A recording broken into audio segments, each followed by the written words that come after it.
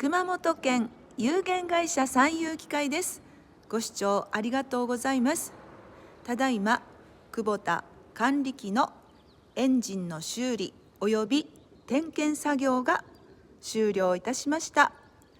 こちらの部品を交換させていただきました。いつもありがとうございます。今日も一日頑張ります。